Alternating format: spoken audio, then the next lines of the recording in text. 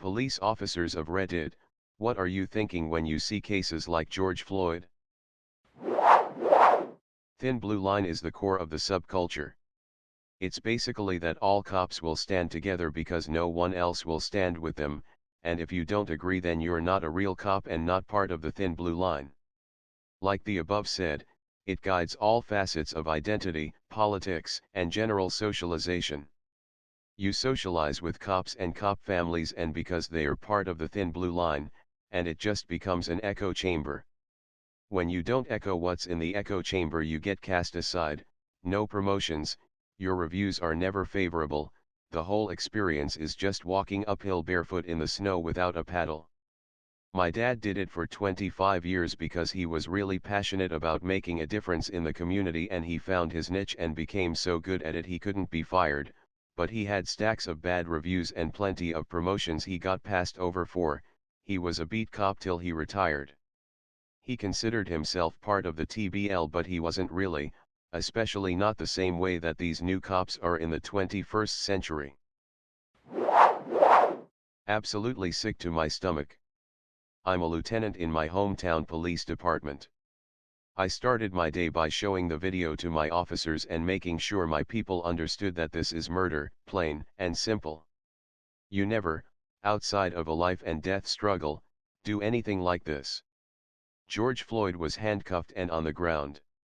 If he was still struggling badly enough that they felt a need to hold him down, there's 100 ways to do it safely. Use of force should always be as measured and considered as possible. There will always be times where an officer sees danger and has to make a split-second decision without the luxury of weighing the consequences. That clearly was not the case here.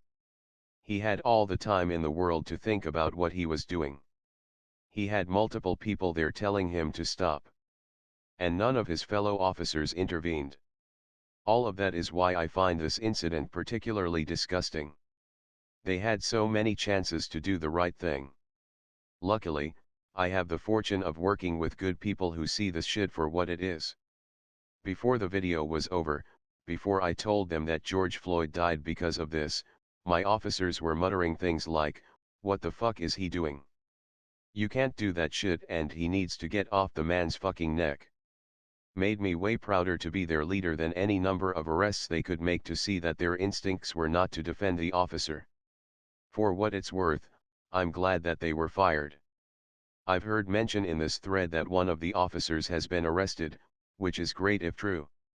I hope they're all brought to justice. Their actions, and lack thereof, were completely unconscionable.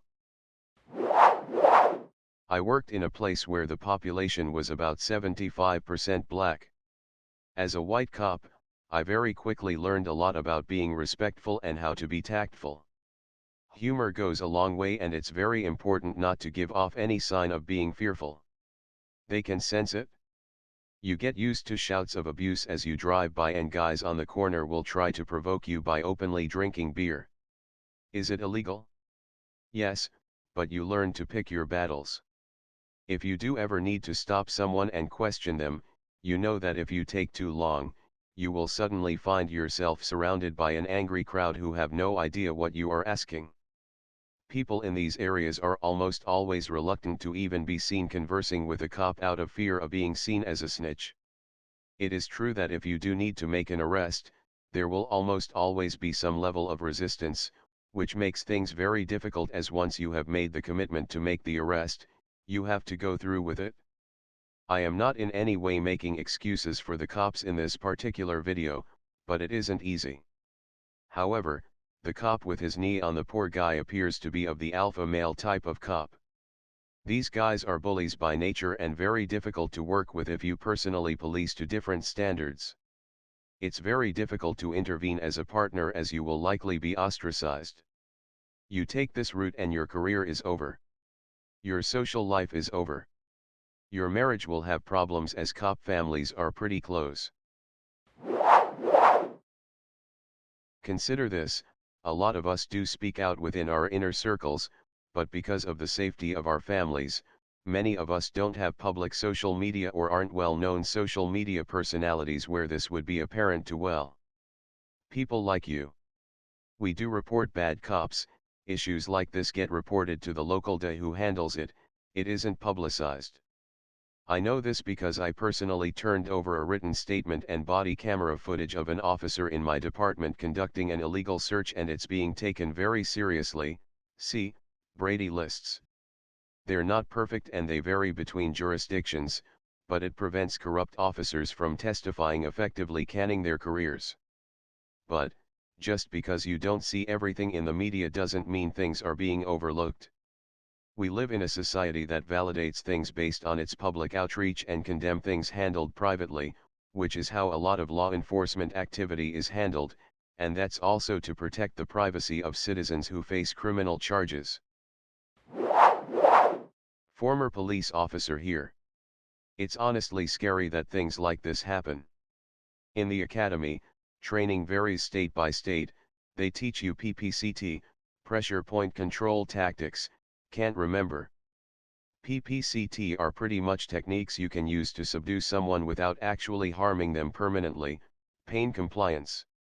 Anytime you perform a technique to incapacitate someone, you cuff them, sit them up and make sure they are physically okay and have suffered no damage. One of the things I learned in the academy, 2016, is that training between the 1900s to now is vastly different. Back then it was minimal training, could be a couple days, 2 weeks, etc., and when I went through it was about 600 plus hours. Last I heard it was 850 plus. Post mandates X amount of training, while employed, per year to maintain your post license. If you have a police officer from the 1980s, example number, that graduated with 100 hours of training, he doesn't get the same training that you get today. He gets to keep working with his 100 hours and yearly acquired amount of training required by post. There's no reason for this to have happened. To clarify, any time a police has ended someone's life, most, if not all, departments suspend them with pay and investigate to see if it was justified and if the officer is okay after the event. My condolences goes out to Floyd and his family. Former correctional officer. Once they are in cuffs, as long as they're not spitting, flailing about, or otherwise being extremely aggressive, that's a no-go. Even if they are doing the aforementioned, that's still a no-go. Yes, restrain them, but humanely. Sit them down or lay them on their side, but never apply deadly force once they're in cuffs. Doesn't matter if the individual is yelling threats, slander, or being an asshat. Don't do it. That's textbook. You just don't do it. When I was in training, we studied the use of force continuum like it was scripture. Every day was a scenario. Every day there were pop quizzes. Every day, we talked about it, discussed it, and made sure we all knew what it meant, what it was, and the proper techniques. Once they're in cuffs, that's it. No strikes, holds, or anything more than maintaining contact. Charge 'em all, lock 'em up, throw away the key. Charge the department for lack of training. Launch a third-party IA investigation into what happened, as well as into the IA department. Chances are, there's a fuck ton of corruption. Size of the force shouldn't matter when it comes to proper training. End of story. Disgrace. At what point do citizens become empowered to do the right thing? As I watched this video, I got filled with so much hate. Not just for the officer with the knee on his throat, but also for the cop standing there doing nothing. Being a decent human being and tell your partner to chill the fuck out. Not only for the reason that we are being recorded, but because it's the right thing to do. Going back to the empowered citizens. As I watched, I just felt like someone should have done something. And not just something stupid, but as one human to another, the right thing. His death could have been avoided. And I know that if someone would have done something, they too would have been arrested or worse for interfering with a police investigation. That's their fucking cop-out. Pun not intended. Thanks for taking the time to read my comment and for replying. I did think about what most of you said before posting, but man, with that video evidence, I'm sure 30 days probation or something not as drastic would have been the result, and maybe a human life would have been saved. Or it would have been much worse. I worked as an intern at a state police intelligence operations center. There was always TVs with the news on. I particularly remember when that UPS driver was caught in the crossfire of a needless firefight with police officers and runaways on the highway. Even in an instance like that, the cops I worked with said the same old tropes: what happened before this? And the media only covers the bad stuff that happens with cops. What about black on black crime? All the garbage you always hear after this happen right from the mouth of the horse in their state HQ. So to all the cops of Reddit I see on this thread that are saying this is shameful and whenever it happens y'all are ashamed and find it disgusting, then hold each other accountable, because in the police HQ I worked at, the culture that allows these things to happen was readily apparent. The experience I had at that internship made me drop any notion of a career in intel and law enforcement, because the culture was based on victimization of cops and racism. Do better. I will chime in here. I agree with the retired officer. Policing in communities where there often is legitimate reasons to not trust the police, well, it's hard. You do a lot to not get in over your head. You need to be fair and human. As far as police brutality, good cops who want to stay good need to buck up and report bad behavior in their fellow officers. You know what matters more than my job or career? The responsibility to the public. Once I responded to a call of a black male being belligerent in public. Turns out the male was younger, drunk, and trying to gain entry to his own residence. Sure, if you want a stat you can maybe get disorderly conduct, but that is unnecessary. The truth and discretion dictated an easy fix here. Another alpha male type officer showed up. He begins to rile up the drunk male. He is being aggressive to the male for no reason. It was totally immature. I turn around and when I go back I see the male is in handcuffs, and then I see the alpha male cop picking the black male up by his neck about a foot off the ground. By his throat. Neighbors are watching, everyone has a camera. But beyond this you must be fair and moral. This officer was an idiot. I had to report it and the officer was disciplined and eventually fired, I believe. I was a young officer and was nervous. You know you can make enemies even when you are right.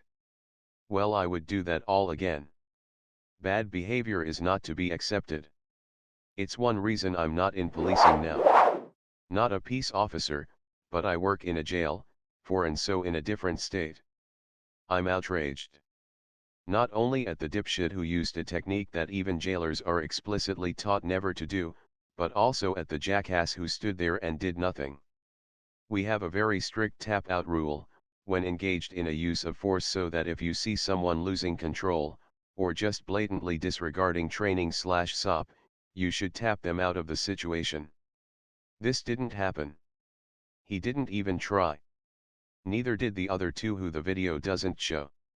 I really hope he gets charged and convicted. Second-degree murder for Chauvin, misconduct of a public officer at a minimum for all four, and the other three whose names I do not know should get whatever the accessory to murder equivalent is in MN. The accessory charges may not stick, but the charges should be filed as a statement. I also think that the three officers not stepping up points to an agency issue that needs to be addressed. In this job you should never feel that you can't voice a concern to a superior/more veteran officer/anyone. Administrative concerns have a method. Life safety concerns should not. The chief is fairly new, but is a long-time MPD officer and may not be able to fix the problem. Former cop here, was a beat cop for 3 years before I was completely burned out and cynical. Mind you, I came into the field shortly after the tragedy in Ferguson, and police/community relations were very damaged and have only gotten worse. Stuff like this is absolutely embarrassing and disheartening. Honestly, the reason I left and went back to the military is not because I didn't enjoy the job, it was because I didn't feel like I could trust my co-workers. I met too many cops, including my training officers, that had egos the size of Texas and no heart for serving the community, or rather they had a very distorted view of what service meant. Too much focus on punishing criminals rather than protecting citizens. I always said my best tool as a police officer was de-escalation through dialogue. Sometimes that's not an option, but I would say 9 times out of 10 the people I arrested did so without any type of resistance. I have the utmost respect for the good cops I met, but they were just too few and far between. It was honestly tiresome to wake up every day and feel like the public hated me and my co-workers couldn't be trusted. Current police officer, at a promoted rank, with 21 years on, and you better believe the vast majority of LE is absolutely disgusted by what happened. The men and women who now have to stand on a line at these protests with their hearts ripped out are in a no-win situation. The problem is leadership and police culture training. No academy/in-service ever teaches a technique that would include kneeling on the neck or managing an arrested subject like that. As soon as the breathing complaint is made, you call for paramedics to assess. The failure of police leadership to empower the 3 other officers to act is the failure you see on the street. The lack of real leadership allows informal leaders. I bet the officer who did the kneeling is viewed as a leader by the officers that work around him, to set the level of acceptable behavior. The culture training hits officers at all angles and creates a huge amount of stress on officers. I could name hugely popular conferences by private LE-focused training companies that make their money off of convincing officers what protecting and serving is really about. I promise you it has nothing to do with the values of the organizations by and large, unless everyone has drank the Kool-Aid in the organization and supporting stakeholders. Anyway, it will not be the last. Minneapolis PD is not special or different from a lot of PDs. They will make certain trainings mandatory and talk the talk etc., but at the end of the day, if they don't properly define their leadership and proactively address their culture, nothing will change for the rank and file. I was a corrections officer for several years in a semi-rural county, so I was technically law enforcement, though I've met a fair number of road patrol guys who would disagree. Nevertheless, I've had extensive training in use of force and would consider myself reasonably familiar with what is considered an appropriate response to physical aggression. Having watched the video of George Floyd, I'm horrified by the actions of the police. First, a knee, or any other pressure applied to the neck was a huge no-go according to my training. Next, force is authorized while he's resisting. Once he complies, the officer, while staying on guard, is supposed to back off as well. Once Floyd lost consciousness is when the scene should have changed from an arrest to a medical emergency. A sternum rub would have been a quick, easy, and safe way to determine whether Floyd was faking. Once the officer realized Floyd was unconscious, it would have been wise to remove restraints, check for pulse and breathing, and either begin CPR or put Floyd into the recovery position until the ambulance arrived. Watching the officer kneel on his neck for several minutes was horrifying. If he were an officer under my command, I would have filed a report on him the same day to submit to personnel and the prosecutor. We didn't play that thin blue line bullshit, at least not on my shift. Yeah, as someone who is extremely distant from these issues and honestly massively sheltered from the horrors that these communities experience, it's hard not to be enraged by the senselessness of it all. If something so distant to me can elicit a response, I honestly cannot imagine the utter rage these people who are intimate with these situations must have. Who am I to tell someone to tone it down when people in their community are murdered repeatedly? I don't think most white people can even begin to relate to these situations, so it always strikes me as tone deaf when people so detached from the reality of what these people are experiencing feel the right to judge the way in which these people react. Put more cleanly, I can't honestly say I wouldn't be out heaving rocks at cars, or W/E, if I was in a similar situation. My privilege keeps me from ever having to find out, so far at least, but anyone who fucking judges these people even if they act out in a poor way can't even pretend to know how they themselves would handle the situation. What's the word I'm looking for here? Having a hard time describing it. I am an active police officer in California and it honestly hurts. It tarnishes the badge and makes me wonder what the thought process was if the officers involved. You have 5 officers in that situation, there should have been an officer for each limb. The 5th officer would get the cuffs ready for when the hands are brought under control and nobody would have gotten hurt. The knee to the neck or anything involving the neck such as locks or chokes is only allowed when lethal force is authorized. That also depends on the agency and their policies on use of force. My department's thinking was most people are not experienced with chokes and holds and may inadvertently cause a situation like this where someone dies. This whole situation makes me sick, much like the Vegas situation where a man was killed because an officer couldn't give clear and concise orders. I got into this career choice because I wanted to help people, not hurt people. I am a field training officer and the first thing I teach is how to talk to people like human beings. I also teach that most people are good people that are trying to make it in a hard world. If you treat everyone as an enemy, then you fall into a us vs them, which is a bad mindset to have. I am a public servant first and always first. The first thing I always ask when I get on scene is if everyone is alright, and then police mode. To cap it off, this sucks for police officers that take our oath seriously and got into this career to help people. It just creates public distrust, which is hard to get back if you ever do.